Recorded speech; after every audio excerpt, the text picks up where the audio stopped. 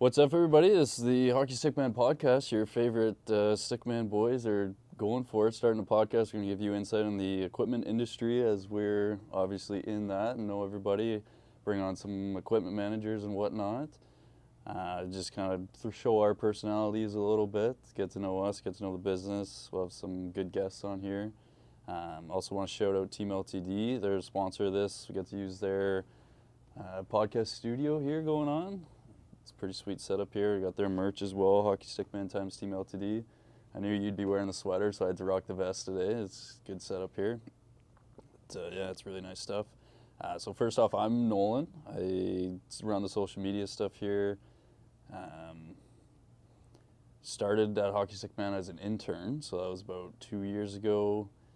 And did some social stuff that way as an intern, hopped into a shipping and receiving role, and then slowly kind of built my way back into the social media aspect of things, and always trying to come up with new ideas here, so that's kind of where the podcast is coming from. So go follow us on social media and look for my face on there. And over to Spencer here with me. He's the man. He does a lot of the behind-the-scenes stuff, kind of the e-commerce guy at our business. Spencer's actually one of the first employees here, so why don't you let us know kind of how you met Joe and got into this a little bit. Yeah, for sure. I was in my fourth year at Brock University, helping out with the alumni event for sport management, and Joe was one of the speakers that day. Just got to shooting the shit with him, and one thing led to another, and he was talking about his business that he had, HockeyStickMan, and he was kind of looking for his first full-time employee.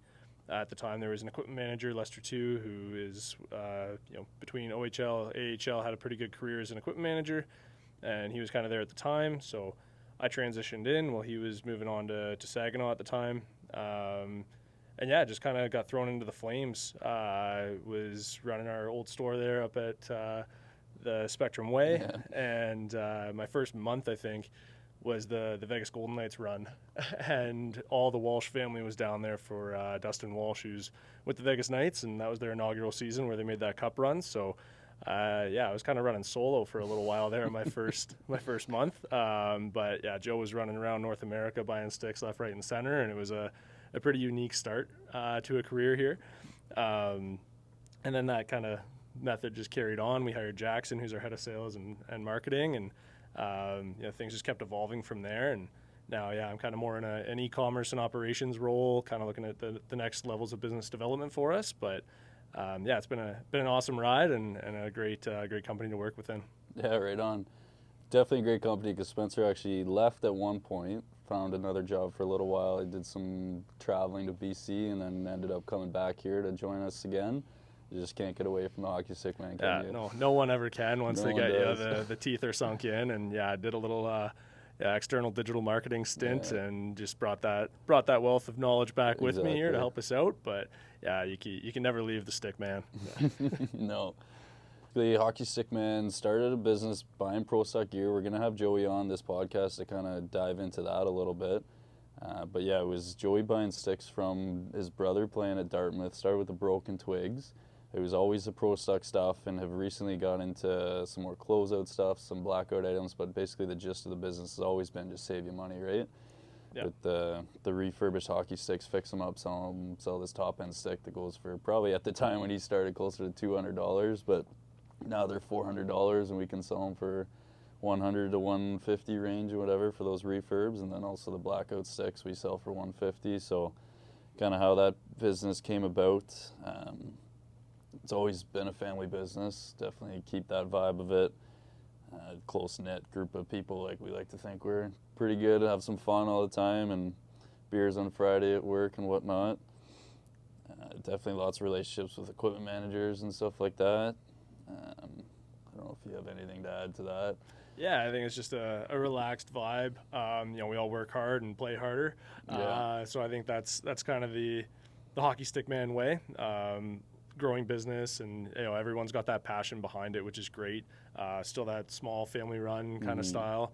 From Joe's parents to his wife, his kids. I think he's had his 6-year-old kids slinging sticks out of the back of his truck before. So everyone buys in, and it's a pretty unique company to work within for sure. Yeah, it is. It's pretty wild. Especially me, like coming right out of school and joining something like this, like you were kind of the same thing. You're like, well, is this kind of what the industry is like now? And yeah, just kind of a unique business to join into. Yeah, it's pretty awesome. Disrupting the industry with regards to finding ways to lower the prices is really the main goal. It's been drastically growing in terms of price and also durability of sticks. That's one thing that we've really noticed is as performance gets higher and higher in those twigs, they start to snap a little quicker. And when you're talking $400 for a stick, it gets to become a pretty expensive midget season for someone. So that's where we like to thrive and offer alternatives to the $400 stick from the big box store. Is come to us, you can get 2 for that same price, and maybe 3 if it's a blackout, and you're still getting a high performance stick in your hand. So that's been Joey's theory from the start, is save hockey families money, and I think we've kind of carried that on and continue to. Yeah, mission accomplished, eh? So a little intro into why we're even doing this podcast here, what to expect, kind of show off our personalities a little bit, kind of show behind the scenes into the equipment industry. We'll talk about things like Bedard signing with Sherwood. I know we're close friends with those guys. The college hockey landscape, kind of how that's grown over the last couple of years, making top draft picks. Definitely do stuff like how players are changing their gear, McKinnon, Ovi switching to Bauer, stuff like that, kind of just our insider knowledge of that. So those are all things you can kind of expect to listen to on this podcast if you want to add your touch to that. Yeah, for sure. I think there's some pretty funny stories along the way, being a small business and not necessarily running things by the book. Some good stories from some of our guests we'll have on, some different equipment managers throughout the leagues. Bringing on Joey Walsh later today, the president of HockeyStickMan, and he's got stories that could keep us on here for hours, and you could probably make a comedy show network out of some of them. But I think there's some great stuff for the behind the scenes, especially for the gear nerds, as we call them, such as ourselves, and some good behind the scenes content that really you don't hear much about, I think, in the hockey industry. I know when I was first exposed to HockeyStickMan, it was really kind of eye-opening in terms of what really goes on and the demand for equipment at the pro level, and then kind of the aftermath of that, of trickling down into the retail market. So yeah, lots of exciting stuff ahead, and looking forward to having some of those guests on. Absolutely. So you mentioned a little bit before, hockey sticks being $400 nowadays, and kind of where we come into that. Like, they're just $400 because of just massive marketing budgets. They want to promote their name on the stick, and kind of we do the blackout the opposite way, right? Where it's like we don't care what about the promotion. A lot of people nowadays know HockeyStickMan is doing the blackouts and whatnot. But yeah, like, just kind of where that industry is going with the $400 sticks and how we can penetrate that a little bit. Yeah, for sure. I think where it kind of started to take off was the Easton Stealths back in the day. That was kind of that first stick that really broke that $300 price point, and broke it did. That was where warranties really started to come into play on those high performance sticks, and noticed a lot more breakage. But obviously the end user loved the feel of it, and the brands realized, for high prices, you can get pretty good technology in those sticks and really enhance the game, and it's just continued to grow off of that. So it really is a balance between high performance and high price, and then with that, the whole warranty playing into it as well really drives that price up. For us, dealing with pro stocks primarily, those don't come with a warranty, so that helps keep the price down. Smaller, leaner, meaner teams that we run with at HockeyStickMan in terms of staffing, lower marketing budgets, to really try and just save that end user on their stick. And then furthermore, the blackouts. So that was really the play with the blackout, is avoid the brand entirely. Bring in a high quality product, get it in the hands of players, and don't have a brand name on it. So far, it's really taken off. Players like the slick look of the plain black. I like it. Whether you're fourth line duster or you're first line star like Nolan here, then it's a great stick overall. You're $120 to $140 for one, and it outsells our our top Bauer sticks. They're also more durable too. Like you think about, you're buying this $400 stick, and you almost got to buy it like 6 times that season, depending what kind of hockey you're playing. So not only do you get a cheaper stick, but you get a little bit of more durable stick too, right? Yeah, we've definitely noticed that 400-gram weight in a stick is kind of that tipping point where durability really starts to drop. A lot of these new, you got tracers and agent sticks and all that. Performance-wise, you're never going to feel anything better.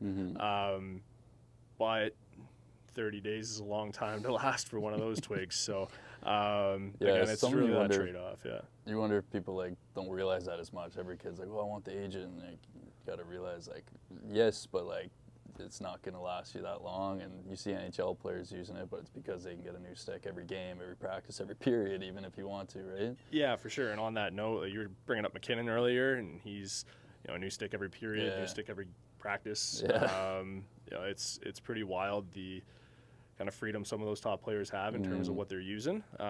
He's at the extreme side of it, I'm sure. But it is. It is definitely something that the hockey consumer has to realize, is there is a bit of a jump to the show where they're not necessarily paying for their twigs. So, for us, I think it's nice to be able to make those savings, but also produce a high quality stick that's, I'm not saying it's unbreakable, but it's certainly more durable. Some exciting stuff ahead where we might venture into some of those lower weight sticks and keep up with the industry in terms of performance. But even that, we've asked our customers and put out some different polls, and they've all said they'd rather have a lower price than have that warranty. And it's something we'll consider when we roll those out in the near future here. But really interesting how that all comes to play in driving those prices up. And goalie sticks is another thing we don't talk about, but those really led the charge in terms of price. I remember they were always $50-$60 more than the player stick. Right. So goalies have always been kind of getting rinsed on their equipment. Not only the pads, but the sticks too. Yeah. So I think that's another big thing is, goalie equipment is just skyrocketed in pricing. And, for us, pro stock side of things, it's really been a big category for us is, serving our goalies. You can get a used set of pads from a college team or OHL team that's really only had one season of wear on it, maybe even less. Maybe you get the third string guy's set of pads that's only faced a couple shots. And, you're getting that $2,500 set for $1,200 now. So we've also talked to people who come in the store too. It's like they're just wanting to try goalie, and they're like, this is no brainer that I'm buying here because I'll get my set for more than 50% off. Yeah, for sure. So stuff like that too. Yeah. And talking about all the marketing behind these sticks of having to make them $400, put the name out there, the release dates of them too is pretty wild. It feels like they're coming out like every 9 months, especially CCM. Just like the Jet Speed FD7 coming out this July, like the last one came out just last year. And just the release dates of those is pretty wild. Yeah, I think, it's like an iPhone. There's only so much you can update year by year. At the end of the day, it's all the same carbon material that's being used on these top end sticks, and whether it's a little more or a little less in terms of the weight, most of it's a shiny new paint job every year. But there's been different technologies that have been introduced. The kick point was a big thing 5-6 years ago that they really started putting an emphasis on that, and it really did kind of change the game. Jet Speed came into the play and had that kind of hybrid kick, and that took off for CCM. They've done great with it. It's definitely their most popular lineup that we see. Trigger, that low kick, they brought in those ribs after. Whether or not that was a gimmick at first, it's stuck, and they did a great job with it. And it's no O stick, but it does the trick for sure. And then you see the other brands adapting that same model with the low mid hybrid kicks, and I think that's kind of the biggest technology jump that we've seen actually stick that wasn't really gimmicky, that truly kind of makes a bit of a difference for that high-end player. For myself, it doesn't really make much of a difference, but for your higher-end players, it's definitely something that the players gravitate towards and really put an emphasis on when they're buying their stick. Yeah, I guess CCM probably was the one that kind of pioneered that hybrid kick point with the Jet Speed too, because Nexus was kind of like advertised as mid, but it depends if you ask. Some people say it's hybrid. But Jet Speed, I guess, probably came first with that, like a true hybrid. Yeah, I don't know the exact dates on patents on first, technology, but I'm gonna go ahead and award it to CCM. But they've done a better job going forward with it at least. But Yeah. Nexus is right behind. yeah, for sure. We won't lie about that, but love to hear the comments from our followers in terms of which one of us is wrong here. Yeah, exactly. Like the Nexus Tracer is supposed to have a new optimized kick point, so we'll see what that's supposed to be. Yep.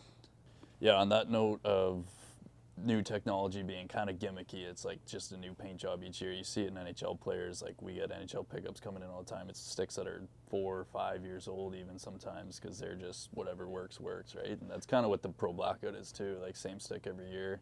If you want to touch on that a little bit. Yeah, for sure. I think, you look at guys like Sid, he's using a Reckoner. Yeah. You got McDavid was using that Super Tax for ages that he used from the OHL right through. You got McKinnon that wanted that 3D paint from the trigger for who knows what reasons, but it sounded like it wasn't going to be an option anymore for him, so he made that jump over to Bauer to test the waters there. Yeah.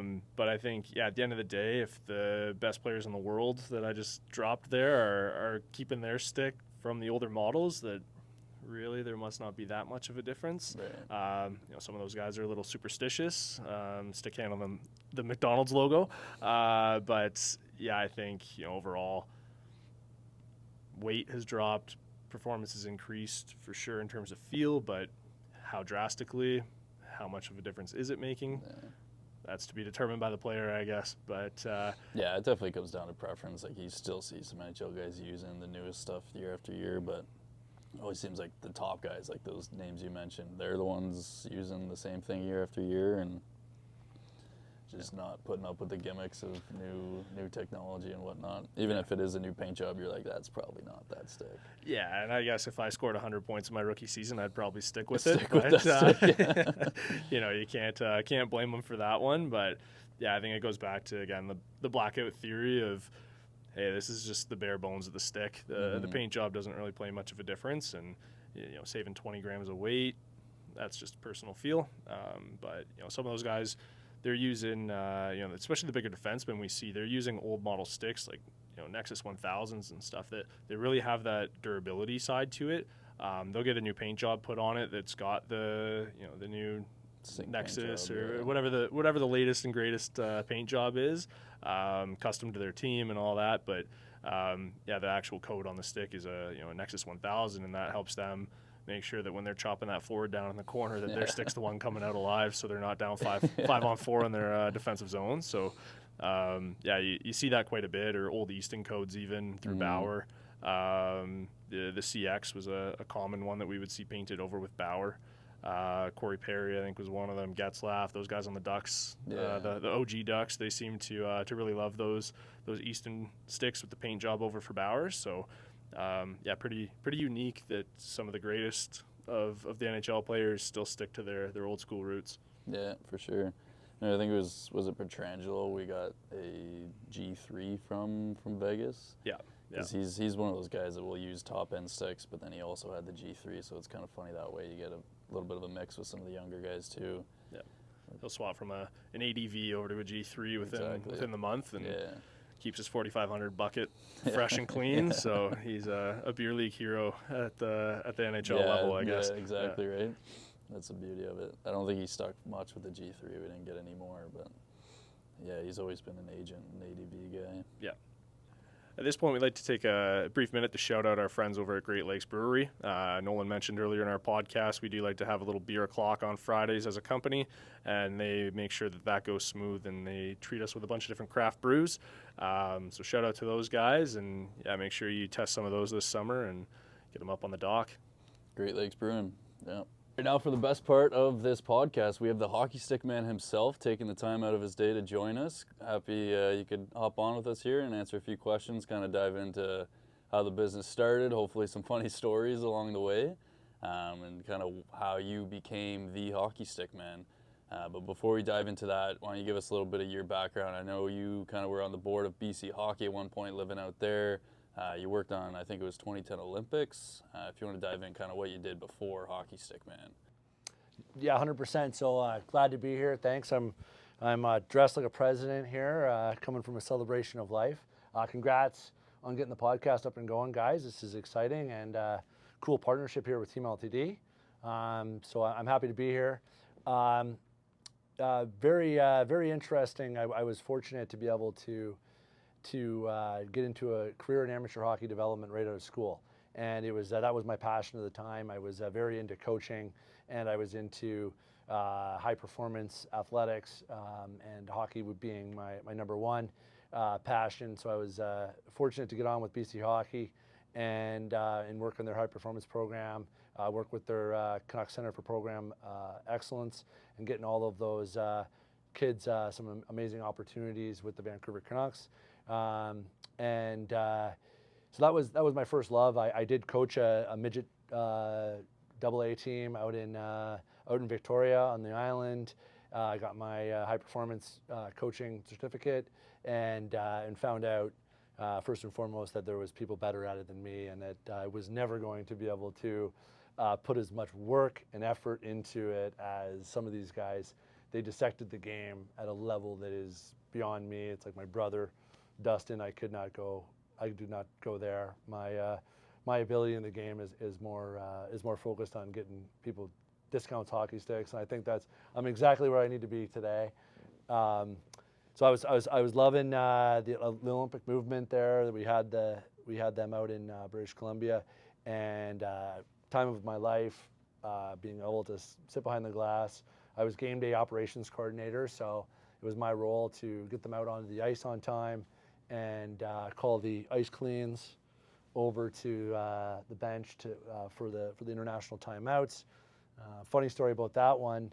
Ron Wilson with Team USA, down one in the semifinals, was not listening to me and not on time, and I let him continue on his rant. I was standing there listening to his pregame or pre-period speech, and they came down. The International Olympic Committee ripped on me, and they said, we were late. We just went late on 100 different television stations across the world or whatever.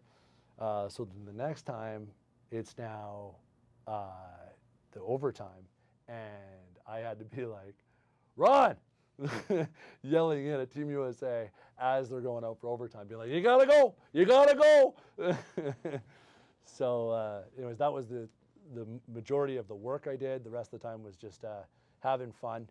I learned a lot at BC Hockey. I was fortunate to have some incredible mentors. Nolan, which is what I've tried to do with you guys, is have guys come in, and they taught me a lot of things. And number one thing that they taught me was it really takes 3 years of experience professionally. So what I realized was when I started running the program, the first year I'm just reading and reacting and getting the program on the ice. The second year I'm starting to do it a little bit better. The third year it's my program, and I'm actually doing it. So I can really respect all these professional sport organizations and all of these places that are looking for that 3 to 5 year experience, because you're getting the 3 years experience. So when we built our company, as you guys know, I wanted to pluck guys out right out of school, bring them in, and look to give them that 3 year experience. Knowing the first year it's just about doing shipping and receiving. The second year you're into doing social media and being a guy everybody asked me about. Who's that guy on the Instagram? And then you're starting to get yourself into, hey, we need a podcast to talk about stuff. So I learned all that there, and I took a lot of those principles into the capacity. I don't think I would have had the skills to run this business without those guys. So a little shout out to Aaron Thornton, Bill Ennis, and Barry Petrochenko for their help there. There you go. Right on. Yeah, I think Joey just admitted that he was the reason why U.S. was all flustered in overtime there. And I'll take credit for anything that's not mine. Always will. Yeah, there you go. Where did picking up sticks kind of begin for you there? I know your brother was at Dartmouth College, so it kind of started there doing the broken stuff and then kind of expanded from that. If you want to touch on how the HockeyStickMan side of the business started. Yeah, our biggest plan, or drew up a business plan. The business plan was go down and have a lot of fun and take things from the most prestigious institutions on the planet. I said I've been to Princeton, I've been to Dartmouth, I've been to Harvard, I've been to Yale, and I bought broken hockey sticks off all of them. That's how it started. My brothers played for Dartmouth, and my mom and dad, huge hockey fans, all of our aunts and uncles. So we were down there every weekend, and fortunately, I wanted to spend the time there. I moved home for it. I wanted to drive down and see my brothers play.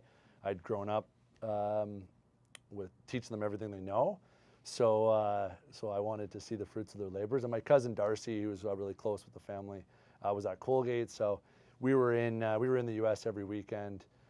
So ironically, that's where it started. And Nolan, if you're going to give somebody cash for junk, and we're going back to 2010 here, so the concept of buying broken hockey sticks, it's, believe it or not, it's a competitive landscape today, but they were throwing them out. So it was a yes to every single person that I ran into. And Sure. What were some of the best sticks you were buying back then? Back then, it was funny because the S19 was an iconic stick, and that was hilariously the stick that would break. It was the first $300 stick, and it was the first stick that had crazy breakage issues. So the S19 was when I started the business, but very quickly after that, it was funny, and I saw the transformation. Easton had the S19, which wasn't very durable, but they also had, they took their iconic Synergy line from the SE16, the SE Elite, and they put it into an EQ50 with weights in the blade, and they lost market share overnight.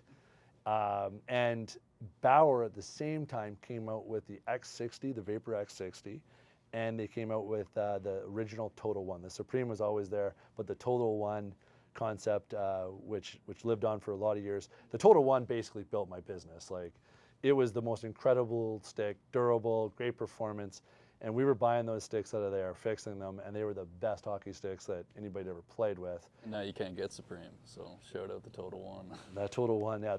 And overnight, I watched Bauer take over the market in 1 year. Bad year for Easton, and then Bauer did a tremendous job with that line, and they followed it up with the Apex line, and they didn't change the Total One for a long time. It was just the Total One NXG, the MX3. It was all this very similar stick. Yeah, I remember those when I grew up. The MX3, it was a good twig. Yeah, they could take down a tree too. They were Yeah. good durable twigs. Durable and performance. Yeah. Sounds a little bit like a pro blackout, eh? Yeah. That's what we're striving for. After kind of expanding outside of Dartmouth, I know there's going to be some good stories of you going on the road to other schools outside. Like you said, you've kind of visited them all, so I'm going to put you on the spot and share some good stories from going on the road. Started with your dad, correct?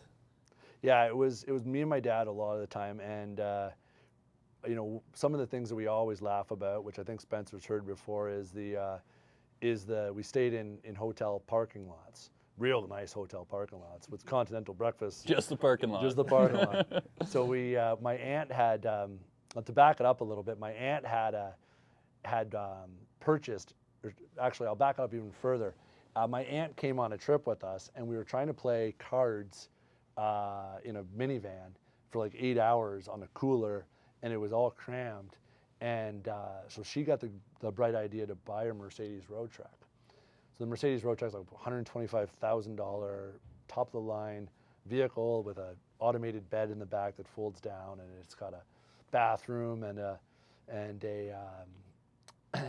fridge and all these things that are extremely helpful for 8-hour road trips on a Friday afternoon, and great for playing cards.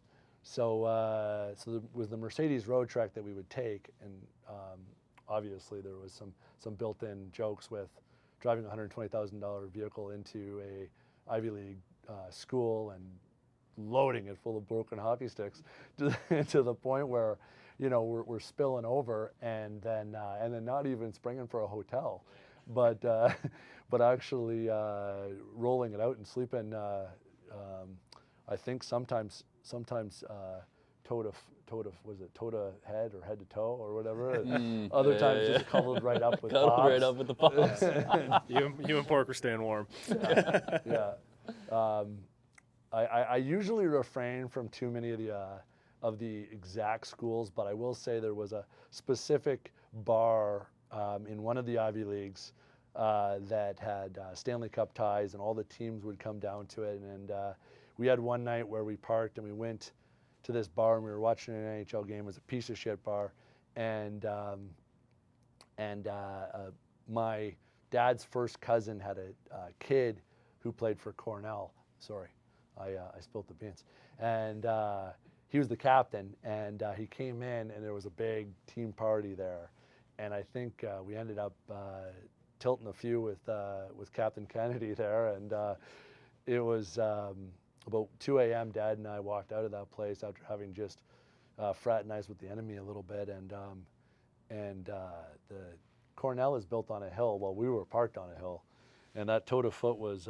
We woke up about like that one night. We're like, we couldn't drive any further, so we were stuck with just sleeping right there, perpendicular. Another time, Dad got the bright idea to knock on the professional team's door and pull in there while I was sitting in my underwear, and the equipment manager was like, "Hey," laughing at me. Here, I got my boxers on, nothing to do but get up and try and get my clothes on quickly. But more aerodynamic to get those twigs in the car. Yeah, those stories are funny too, because it almost seems like that vibe of the business still goes on. Like you had a couple guys on the road last week. They're failing at trivia, drinking beers on the road. Like that's what most of the business is, right? You got 2 guys on the road even right now as we speak. But.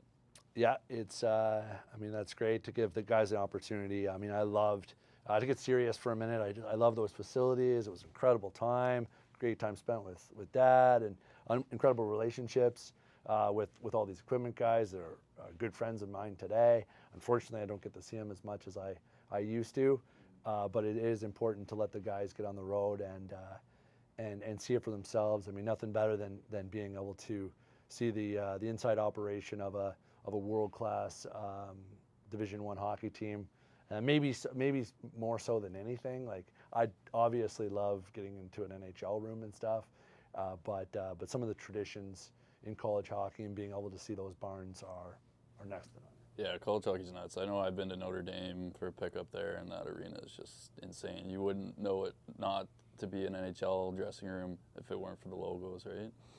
Just a scaled down version of it, and I've often would have loved to have been able to provide content to all of HockeyStickMan Nation here, and they are doing it now with Spit and Chicklets. Guys are doing it, but I knew for like that would have been a winner for sure. But I never wanted to like totally promote, the school, the likeness, those types of things. I try and respect the athletic departments for most places because it's tough to do.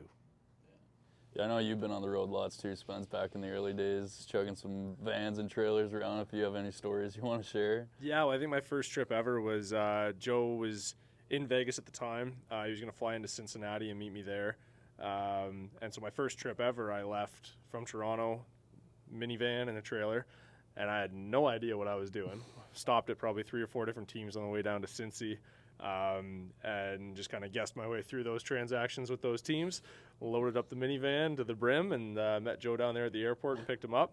He was obviously coming off a pretty good streak there in Vegas inaugural season, making the cup run. He was definitely behaving himself, though, I'm sure. Yeah, I don't think he had anything too crazy going on during those weeks. But yeah, hopped in. We went back up from Cincy through some of the big stops at some of those schools and clubs along the way, and the rest was history from there. I think every trip has a good story, and I was lucky to experience it early on and continue on with some good trips. I think one of the more notable ones was an SPHL rip we did through the south with no AC. It was about 40 degrees every day. I think we did 4,000 kilometers in about 3.5 days, and that one probably marks the worst trip ever. A bunch of smelly SP gear in the back, but shout out to those guys down there. I mean, that's a great league. It's developing, and continuing to work with a lot of those teams in the south as well. So I'll say one of the funnier parts about that story was I woke up and I had to catch that flight, and I booked my Uber before the flight, jumped on the plane, and luckily I got to it. I booked the Uber and then got there. Just tried to get there for my flight, it was touch and go, as Vegas sometimes can be. Yeah. Oh, if there's one thing I know about Joey Walsh, he's always on time. That's a lie. My next question here, when was the point you kind of realized Hockey Stick Man wasn't just a side hustle for you anymore? It's going to be a full-time gig, and then on top of that, where kind of is the vision for it from here forward? Yeah, so we've shared some funny stories, and of course, it's I'm proud of where we've come. The truth of the matter was, every single stick that I could ever get from any of these pro teams, we could sell. Shout out Shopify. So we created our own website. I did a couple blogs with my extreme knowledge of Google Analytics, and those blogs brought in a lot of people. And fortunately for us, we had great hockey sticks for a great price, and people found them and told their buddies, and word of mouth drove it. But there was a limited amount of things, and whenever I talked to any app developer or anybody that wanted to come in and sell me something, the thing was, I only have so many sticks, and that was the problem. Like at one point, Nolan, I had $1 million in inventory, and not one right-handed B1, I call it 75, and that's what so many people were looking for. So we needed to do something different for the guy who wanted to come into Hockey Stick Man. And at the same time, we'd had the luck with the pro blackouts of getting some pro blackouts in from a few different factories, and it was an incredible concept. It worked really, really well for us. So I jumped in with 2 feet in 2018 when I made a commitment to do like $10,000 worth, 10,000 sticks of these pro blackouts, and that changed the business landscape forever because we just have never been able to keep them in stock since. And a long way from hey, if I don't have the B175 Flex, but I do have it in a pro blackout, to now dozens of people coming into our store a day to buy a B175 Flex blackout and leave, which was great, and we quickly knew. So to be able to get the infrastructure in place, the financing, the manufacturing capacity at these different factories and stuff to ramp it up to where we are today. It's about a 5-year process, and all necessary. It can't happen overnight. And so I've really believed in where we're at with the pro blackout as being our #1 part of our business now. And but it took a long time to get the staffing up the place. We had to build a warehouse in Belleville, get out of my dad's barn, and into Belleville to do it. So so where we're at today is we're primed, we're ready to go. We remember where we came from. We try and have fun. We try and give all of our new staff an opportunity to dip into the pro program, which we're very proud of, and I think we do better than anybody. But also looking at other ways to save people money, because the pro sticks are really, they're getting so expensive as is. I mean, a professional team, Nolan is paying, I think you know this, but they're paying more than what we're charging for the stick to play in the NHL. So what the cost of Sidney Crosby's stick is more than what we're charging for it. And it's gone up a little bit year over year, and I think it's going to continue to do so. So we understand that there's such a landscape of people out there that are just interested in the price tag of a pro blackout, and then we're really diving in 2 feet into the concept of closeouts, where if we can offer at last year's model or 2 years old model up at wholesale, I think there's a high ceiling to that. Yeah, that kind of ties into what we were talking earlier too. Like the newest and greatest model that came out this year isn't necessarily something everyone needs, right? Like buying last year's model for a wicked good price is almost better, or is better as a matter of fact, and more likely it's gonna be more durable, it'll last you longer, it's cheaper, there's really no wrong way about it. So yeah, the closeout is definitely something big for us going forward. And the hockey parent knows that. Right, it's the kids. And the kids know it, but there's this culture out there within minor hockey that didn't exist when I was a kid, okay? And I don't know when it came in, but there's this culture of I had a friend of mine tell me today that their son just made the AA team, and then he always used the Pro Blackout, and the Pro Blackout's cool or whatever. But then it was with the AA team, everybody was using the Hype 2 or the whatever, and there was a certain amount of pressure to use that stick, and that's where it sucks because there was never pressure for a stick. I mean, I'm serious. I'm going back. The Canadian was a $40 stick that had some fiberglass reinforcements on it. I knew there was no chance I was getting it because the Sherwood 50-30 was $20 cheaper. And I think we've gone a long way in the game, and this is our game. It's not a rich guy's game, okay? And the reality of the situation is parents are not prepared for that money. And a lot of kids understand that deep down, and realistically, a lot of them are looking for like a trigger. It doesn't have to be a trigger 7, or trigger 8 or 9 or whatever we're on, but a trigger 4 is probably pretty good. And it's still the top of the line. They know that. The kid knows it. The parent knows it. We're not breaking down any barriers here that they don't know. So that's changed, by the way, since I started, because there was no, people did not want that older stick. They'll take the older stick now. You think it's flipped? Like it started off where they didn't care, kind of went to where you'd get chirped a little bit for having the older model. You think it's flipped back now? I don't know. Or wanting to? I think that there's a lot of kids out there that are perfectly happy with saying, hey, you know, it's what I can do with my Blackout versus your trigger 8. So a lot of kids have that attitude, which is cool, and thankfully, you know, it's usually the kid that's the best player on the team can walk with that attitude. And you have the confidence for it, right? It's like, Yeah. I don't need the stick to give me the confidence. Yeah, that's why I use a Blackout. Because he's the best player on the team, that's right. It's the best stick on the market. Like basically, like, fuck off. They're not building them any better than I am. That's the way I truly believe. And that helps. That helps you guys sell them. That helps with it. I mean, I've seen the fruit of our labor. I've invested $3 million in inventory for this year alone. So I frickin' believe in it. We're all in. You know, we've invested back and forth in this business. We're all in on the Blackout, and it is the best stick on the market, really, because it's designed perfectly for the consumer. It's not breaking like crazy, and people know it.